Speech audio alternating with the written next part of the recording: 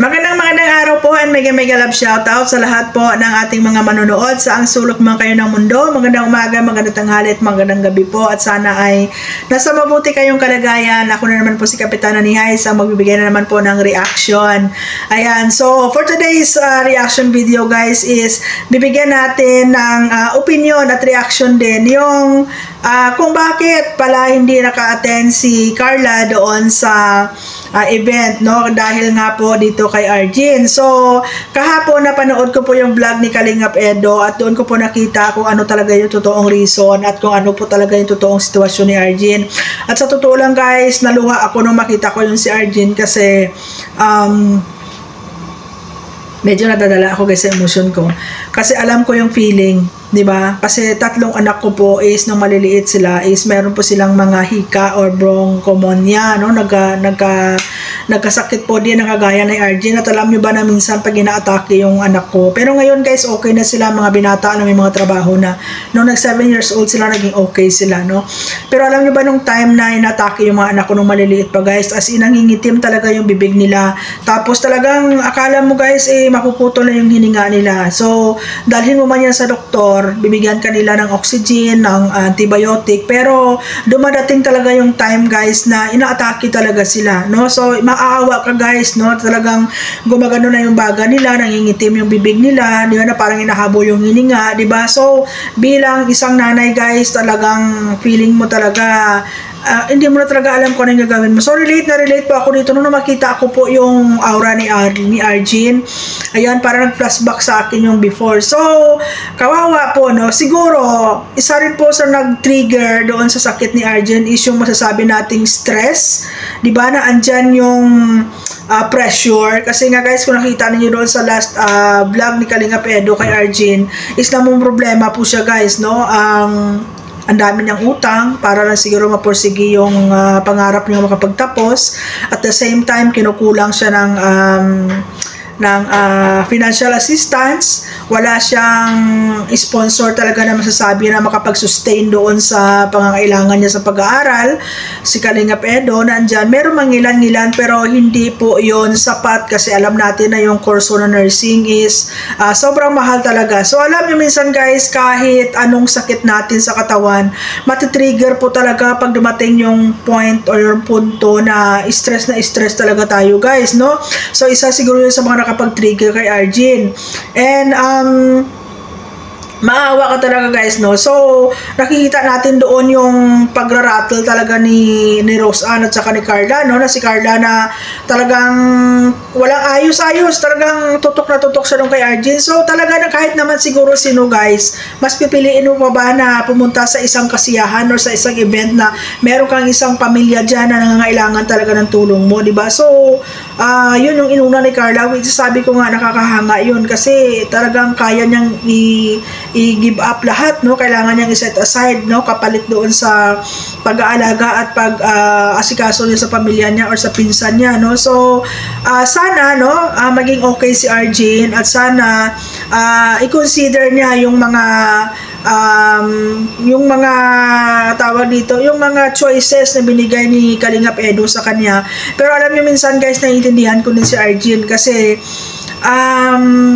pwede ka mag-shift ng kurso or pwede kang tawag dito, kumuha ng ibang mga alternatives. Pero alam nyo kasi minsan guys, pag hindi mo talaga, pag wala talaga sa puso mo yung ginagawa mo or yung pinag-aaralan mo, hindi rin yan guys basta-basta lang papasok sa utak mo, di ba? Kumbaga, kung yung gusto mo talaga is yung pagiging nursing, no? Pag kukuha ka ng ibang course, mahirap din guys unless gusto mo din, no? Gusto mo din na maging guro pero mas nakikita mong parang mas magaan sa iyo yung pagiging nursing, no? So depende na lang yan guys kay Arjin. So sana i-consider niya yung mga ibang mga alternatives sa mga choices para kahit paano hindi siya ma-stress, no? Kasi minsan guys, yung stress napupunta din po yan sa depression. So kailangan mag-ingat po talaga tayo guys. At saka pag ang tao meron na talagang problema problema at nasi-stress na, kailangan talaga may mga taong sa palibot niya na makapagbigay po ng magandang advices, di ba? Yung makapagbigay po ng magandang explanation sa kanya, kasi kung mag-isa lang siya ay mas lalo pong natitrigger yung kanyang pagkaka-stress, no? So, yun nga guys, no? Kawawa si Arjen, pero parang may narinig ako na parang tutulungan daw yata siya ni Kalinga Prab, parang i-vlog na siya. So, sana, no, matuloy. At sana, maawa din sa kanya yung mga ibang sponsors na may pangarap yung bata. Sana pagbigyan natin, sana tulungan natin. Kasi kung tumutulong nga tayo doon sa mga tao na sobra-sobra na ang blessings, how much more dito kay Arjen na may makikita mo talaga na nangangarap siya, kasi andyan yung nakikita ko, yung sabi ko nga, yung eagerness niya na makapagtapos para makatulong sa pamilya niya bilang panganay. Parang gusto niya saluin yung responsibilidad ng magulang niya, kasi nakikita niya nahihirapan din naman yung magulang niya at gusto rin niya mabigyan ng magandang buhay at yung mga kapatid niya. Yes, sabihin natin may katigasan ng ulo si Arjen, pero alam niyo kasi minsan guys, part na ng mga kabataan yan di ba? Na pag alam niya parang ugali kasi ni Arjen na parang feeling niya kaya niya, no? Feeling niya kaya niya, pero dumating sa punto na talagang yun, susurrender din siya kasi wala siya magagawa. So, minsan, natural sa kabataan na medyo may katigasan ng ulo, di ba? Yung mataas ng pangarap, kasi nakikita din siguro ni Arjen na parang may mga tao kasi minsan na parang kita niya pwedeng makatulong sa kanya, pero wala no? Yun yung masakit minsan no? Yung alam mo merong mga taong pwedeng tumulong sa'yo, pero hindi makakatulong, no? So, ayun lang guys, no? Sana gumaling si Arjen, makabuti na yung kalagayan niya, at sana ma-realize din niya yung mga bagay-bagay na dapat niyang baguhin sa pag-ugali niya, sa pagkatao niya, doon sa mga gusto niya na alam niyang imposible at hindi niya makuha, no? Maghanap siya ng alternative. Sabi ko nga, pwede siya mag-test dam muna, di ba, para makakuha siya ng trabaho for the meantime, or pwede siya mag-shift ng course, or pwede siyang mag-working student. So, it's up to her, no, kung paano niya tatrabahuin yung magiging future niya or magiging buhay niya, kasi siya lang naman guys ang masusunod. At the end of the day, siya lang din naman makapag-desisyon para sa sarili niya, no. Andyan yung mga tao na pwedeng kahit paano makatulong, paunti-unti, makapagbigay ng advice, pero siya pa din yung masusunod, no. So, yun guys, no, nakakaawa, no, makikita mo yung ganyang sitwasyon bilang isang nanay guys, nakakadurog ng puso yung makita mo yung anak mo na ganyan yung sitwasyon niya, no? Lalo na kung relate ka diyan sa sitwasyon na yan, di ba? So sobrang sakit bilang isang nanay na makikita mo yung anak mo na nakaganyan. Tapos sobrang sakit sa isang nanay na nakikita mo na yung anak mo may pangarap, yung anak mo matalino, may kakayahan na mag-aral, pero wala kang magawa, wala kang mapaaral, no? Bilang isang nanay guys, nakakadurog ng puso yun. Alam niyo ba yun? No? So, sana dun sa mga sponsors natin na may sobra-sobra, di ba? Para dun sa pangarap ni Arjen, matulungan din, no? So, ayan lang guys, no? So, yun yung pinaka-valid reason kung bakit hindi naka-attend si Carla dun sa event na yon, which is very, very valid guys, no?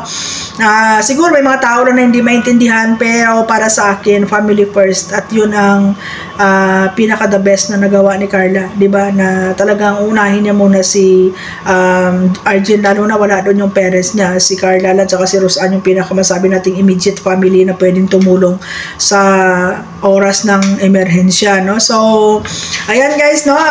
Maraming salamat, and all the best para kay Arjen. Sana gumaling na siya para maging okay na yung sitwasyon niya, at pag naging okay siya, di ba? Magmuni-muni siya kung ano yung mas nakakabuti sa kanya, kasi may mga tao na pwedeng makatulong sa kanya doon sa mga alternative, doon sa mga choices na pwede niyang pagpilian.